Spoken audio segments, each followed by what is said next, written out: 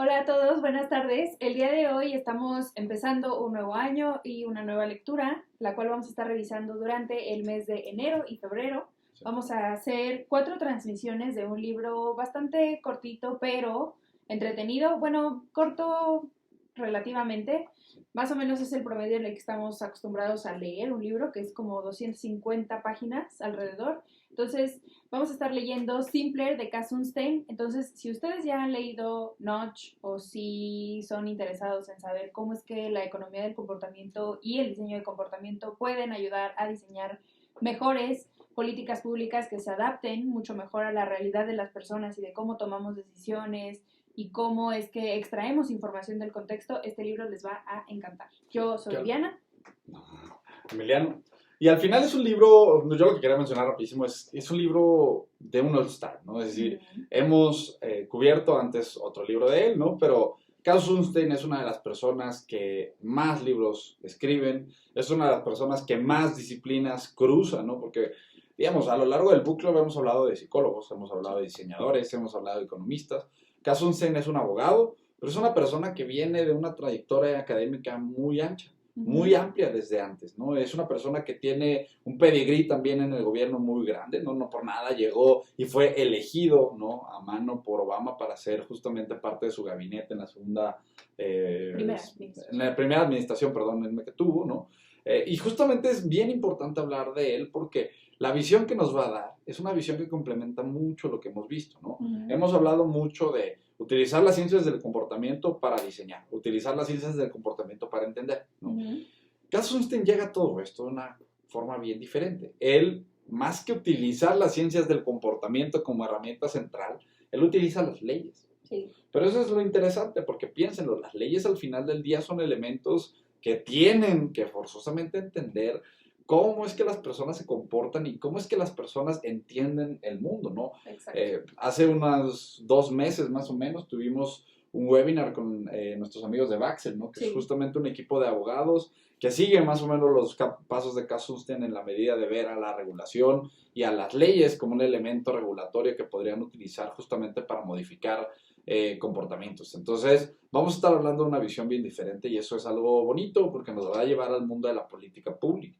En los últimos libros, ¿no? Hemos cubierto más la parte práctica, cómo llevar esto a el diseño de algo, ¿no? Y aquí nos vamos a llevar esto al diseño de una política pública, que quizás en términos generales es lo más complejo a lo que se va a aplicar o a donde se aplican estas herramientas, ¿no? Sí, exacto. Entonces, si son fans de Cass Sunstein porque ya lo han leído antes en cualquiera de sus múltiples libros o si están interesados en saber cómo es que la economía del comportamiento y las leyes se pueden llegar a complementar, les recomendamos mucho que sigan la lectura de este libro. Pues bueno, para seguir hablando sobre el autor e introducirlo propiamente, es también coautor de Richard Thaler en Notch, Sí. así como les decíamos, otro libro que ya hemos cubierto en el Book Club. Es profesor en la Escuela de Derecho de Harvard también y fue director de la Oficina de Información y Asuntos Regulatorios, conocida como OIRA, durante la primera administración de Obama. Tuvo 2 periodos.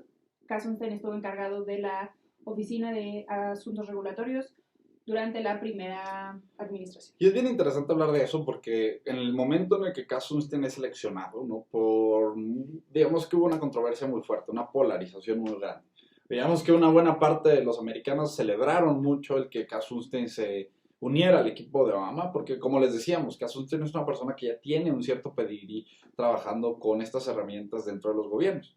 Pero hubo otro grupo muy grande de personas que se puso muy en contra. Digamos que Cass Sunstein justamente representa en gran medida lo que para muchos es lo malo de estas herramientas, ¿no? El tener a una persona, un gobierno paternalista que utiliza las herramientas para determinar lo que es mejor desde su perspectiva para los ciudadanos. Exactamente. Cass Sunstein, digamos que utiliza las herramientas para ver el otro lado de todo esto, ¿no? Agarrar y decir, bueno, así como existe la posibilidad de paternalistamente establecer un camino, digamos, previamente determinado para las personas, ¿no? Podemos utilizar estas herramientas para entender que las personas tienen ciertos procesos de decisión, ciertos, digamos, atajos y necesidades de tomar decisiones, ¿no? Ujú. Y el objetivo de quien regula es entender estos elementos de comportamiento y diseñar entendiendo a la persona como humano, una persona que se equivoca, una persona que requiere refuerzo, ¿no? Y esa es prácticamente la visión que nos va a dar este libro de aquí en adelante, ¿no? Por eso, por eso hacemos esta, digamos, antesala, porque van a ver que es una visión completamente distinta a cómo hemos visto las herramientas de comportamiento, pero como lo decimos, es una visión que redondea todo esto, complementa muy bien lo que hemos estado viendo en las últimas semanas. Exacto, y este libro se centra mucho en la experiencia de Kassenstein siendo o estando a cargo de justamente regular las decisiones de las personas. Y justamente, como vamos a ver durante esta transmisión, la regulación no nada más se refiere y no nada más se tiene que entender como alguien que promulga leyes y listo, sino que se regula la calidad del agua, la calidad de los alimentos que se les venden a las personas, se regula también la información que se les presenta a las personas al momento de hacer la compra de un crédito o de un electrodoméstico. Incluso él en su libro habla que regularon mucho la forma que se presentaban, por ejemplo, las hipotecas para que la gente pudiera tener y pudiera tomar una decisión informada teniendo todo el panorama y homologando los formatos en los que se presentan, que ha sido algo de lo que hemos hablado durante las lecturas de muchos libros.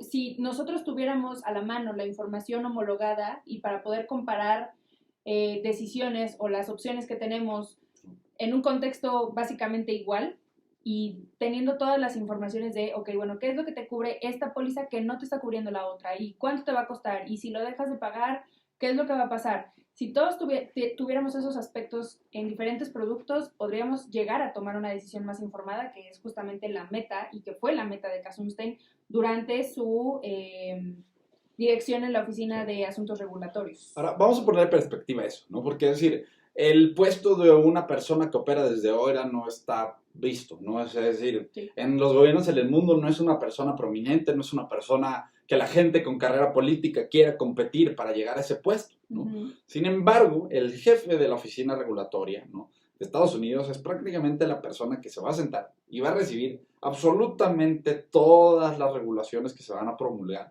para poder entonces revisar que tengan el óptimo, digamos, el diseño óptimo, ¿no? Uh-huh. Y justamente esta es una posición excelente para que personas como Kassenstein, que tienen un conocimiento muy amplio de los patrones cognitivos y de decisión que se integran en las decisiones de las personas, ¿no?, pues justamente puede desde su posición de estar sentado, ¿no?, en un escritorio, determinar ciertos elementos clave, ¿no? Sí. Como decía Diana ahorita, los elementos que estableces como predefiniciones, ¿no?, pues prácticamente van a determinar el comportamiento de las personas que naveguen en esos contextos, ¿no? Justamente Kassenstein estaba en la posición de recibir todas estas regulaciones y con una óptica de comportamiento empezar a ajustarlas, empezar a modificar elementos. Justamente en estos tiempos fue donde se empezaron a promulgar leyes, por ejemplo, que obligaban a ciertos estados de Estados Unidos, ¿no?, a promulgar o a forzar, ¿no?, a los restaurantes a poner, por ejemplo, visibles las calorías.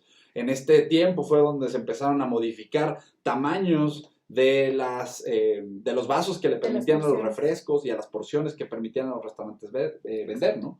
Véanlo, es una forma bien diferente, ¿no? A lo largo de los otros libros estuvimos hablando mucho de nudging, ¿no? Y cómo tú, insertando elementos en el contexto, podías modificar ese contexto. Digamos que esto va a un nivel superior y dice, bueno, modificando las reglas del contexto, modificas el contexto. Y piénsenlo, es decir, es una forma bien diferente de verlo, pero sigue siendo una forma de llevar a la aplicación todos los conceptos del entendimiento y conocimiento humano que tenemos.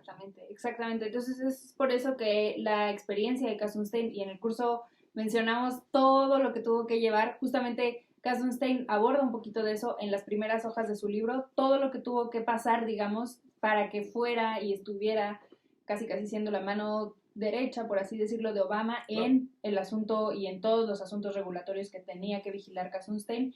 Cuando los norteamericanos se oponen mucho a que se les viole el derecho a elegir, a que ellos puedan hacer lo que quieran con su cuerpo, con su alimentación, pero aquí algo que es importante decir es que el gobierno no está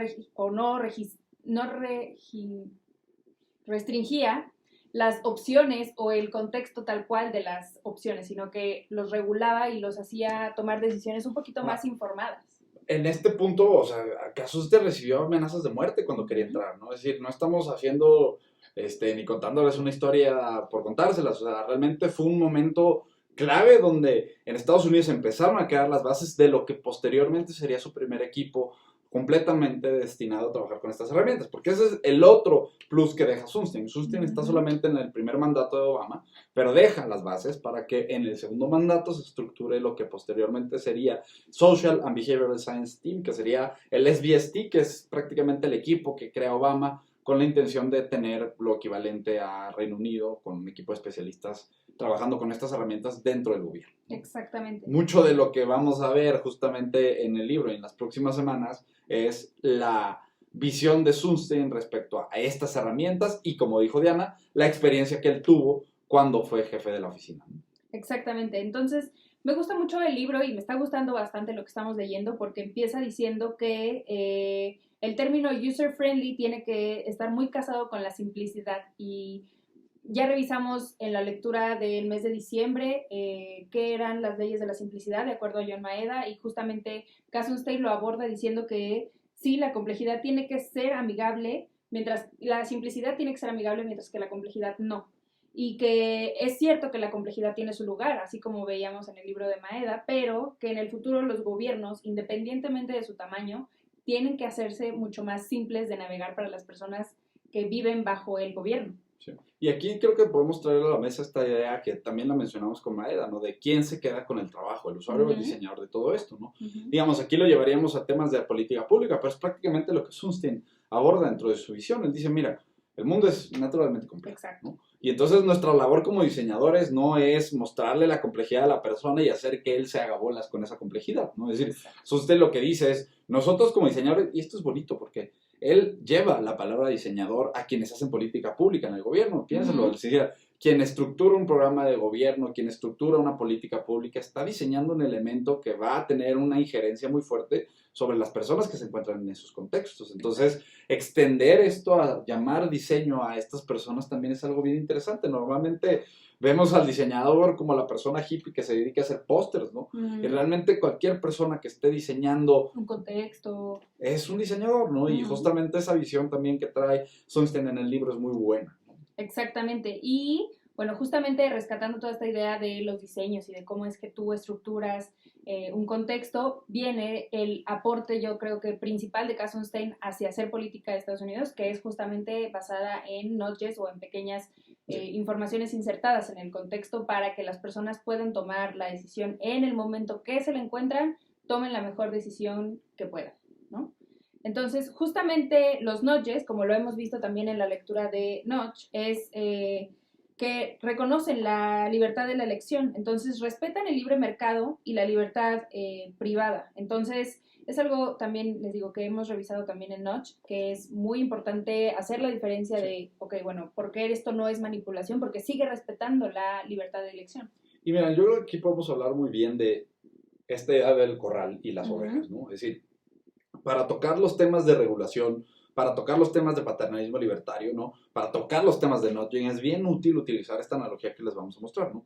Piensen, por ejemplo, un ranchero, una persona que tiene vacas y que empieza a darse cuenta que en las noches los lobos entran al corral donde las guardan y se comen una, dos o tres vacas, ovejas, ¿no? Entonces, imagínense esto, sería bien interesante porque en una situación así, si el ranchero tomara la visión paternalista del problema, él se daría cuenta que pues, las vacas no tienen libre albedrío o no son racionales en su manera de pensar más bien. Y lo que el ranchero haría sería tomar las riendas del problema y decir, a ver, mis vacas no pueden decidir por su propia cuenta, yo voy a crear reglas, ¿no? Yo voy a crear leyes que prohíban que los lobos entren. Pero bueno, como los lobos no entienden leyes, vamos a poner bardas electrificadas, ¿no? Que van a dar y van a cumplir al final la función de las leyes, ¿no? Castigar o premiar, digamos, acorde a los actos que se lleven a cabo, ¿no? Entonces, en una situación así, si una oveja quiere salirse, va a tener una descarga, si un lobo quiere entrar, va a tener una descarga, los dos tienen castigos, ¿no? Y a través de las leyes se establecieron consecuencias para quien rompe, digamos, este comportamiento, ¿no? El problema es que, vean, como estamos modificando las leyes, estamos viendo o estamos siendo muy tajantes, ¿no? Muy ponemos esto, exactamente, yo decido lo que se hace, ¿no? Pero es natural, es decir, piénsenlo, está regulando desde la ley, pues es muy fácil y tienes que tener un cierto objetivo, ¿no? Sí, exacto. Preregulas de cierta manera y claro que lo vas a hacer con un objetivo en mente, ¿no? Entonces, pues es muy importante que lo veamos así. Ahora, así como tenemos esa visión, ¿cuál sería la visión, por ejemplo, Diana, de el libertarismo en una situación así? Bueno, en este caso, si habláramos del otro extremo, que sería del libertarismo, sería la decisión del ranchero con sus ovejas o vacas, sería abrirles el corral y que ellas hagan lo que quieran. Si se las comen los lobos, ellos decidieron salirse, yo no les voy a prohibir nada, ni modo. Pero justamente aquí es cuando viene toda esta idea del paternalismo libertario. Entonces, es cuando se empieza a hacer como una balanza entre los dos términos y entre las dos, digamos, como corrientes de pensamiento que, ok, bueno, no te voy a limitar, pero tampoco te voy a castigar, pero tampoco te voy a dejar que tú elijas lo que quieras, porque pues al final para eso estoy yo como una autoridad, como Sí. un gobierno, para vigilar que tú estés bien y que tu contexto sea el mejor para que te desarrolles, crezcas y todo eso, pero haciéndolo, digamos, con unas medidas. Entonces, ¿cuál sería la opción del ranchero para Por ejemplo, en este paternalista caso libertario? sería tomar ese mismo corral, ¿no? Y ponerle también cierta barda electrificada, pero con algunos espacios, ¿no? Dejar 5 o 6 puertas a lo largo de todo el corral para que las vacas que quieran salir y los lobos que quieran entrar lo puedan hacer, si así lo desean, ¿no? Uh-huh. Ahora, obviamente esto es un ejemplo y estamos utilizando animales, ¿no? Pero piénsenlo en términos humanos y de regulación, ¿no? Es decir, tú regulas con cierto objeto, regulas sin cierto objeto o regulas las condiciones para decir, bueno, yo voy a poner aquí una barda para que las personas no brinquen de cabeza 5 pisos para abajo, pero si lo quieren hacer, pueden quitarla y pueden saltar, ¿no? Uh-huh. Justamente caes en este punto de libertarismo, de paternalismo libertario, que es justamente una de las herramientas fuertes que utiliza Sunstein al momento de regular, ¿no? Exactamente. Y algo también que hemos hablado mucho, incluso durante la lectura de Inside the Notch Unit, es que este tipo de intervenciones representan un ahorro muy importante para el gobierno. Entonces, algo que menciona Sunstein en estas primeras páginas es que hubo un ahorro de 91.3 billones para el consumidor por regular la energía combustible y las reglas para la eficiencia de energía.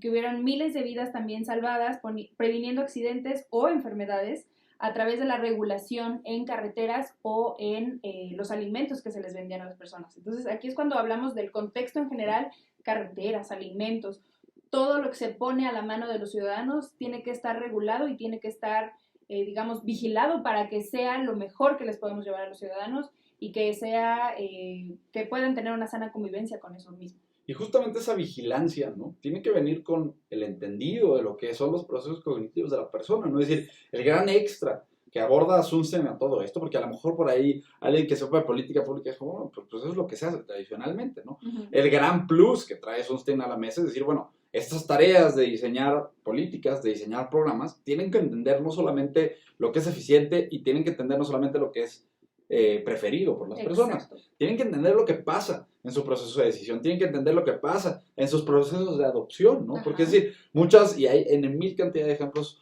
de políticas públicas que le dan valor a la persona, pero por no comprender este momento de interacción previo a la adopción de estos productos o de estos servicios, las cosas se caen de la mesa, ¿no? Entonces, es muy importante. El libro, el llamado que hace Sunstein a lo largo del libro es a eso, a entender la psicología de las personas, a darle peso a la psicología de las personas, ¿no? Y es muy bonito. Análisis de costo-beneficio, que también es algo que...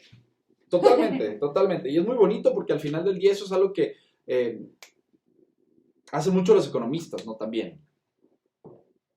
Ok, entonces justamente haciendo todo este análisis de costo-beneficio es algo que se puede regular para las personas. Entonces, si les presentamos otra vez la información de la manera más clara que se pueda y les hacemos muy evidente qué es lo que están dejando, qué es lo que están adoptando, podemos llevar a mejores decisiones de las personas con el entendimiento que las personas, por ejemplo, y lo menciona Sunstein, tienen dos sistemas de pensamiento. Uno que es automático, en el que pasamos la mayor parte de nuestro tiempo, y otro que es más consciente y que se activa al momento de tomar una decisión, que tenemos que decidir sobre un producto A o B. O tenemos que hacer un cálculo complicado en, por ejemplo, las hipotecas. Por ejemplo, el crédito que tengo que sacar para estudiar, para tener un coche, para lo que sea. Entonces, justamente esa es la misión y visión de Sunstein al momento de incorporar este tipo de cositas a el diseño de políticas públicas. Entonces, vamos a estar leyendo este libro durante los meses de enero y febrero. Y bueno, la primera transmisión fue el día de hoy, de 8 de enero. La segunda transmisión sería el día 22 de enero. La tercera el 5 de febrero y la cuarta el 19 de febrero. Vamos a estar leyendo un libro que es relativamente corto, como les dije al principio de la transmisión. Entonces vamos a estar leyendo un promedio de 50 páginas por quincena. Entonces, si ustedes van a empezar a leer este libro, no olviden que lo pueden adquirir en la liga de la descripción para que lo lean con nosotros, háganos llegar sus comentarios, únanse al grupo de lectura en Facebook. Los esperamos la siguiente quincena. Nos vemos. Bye.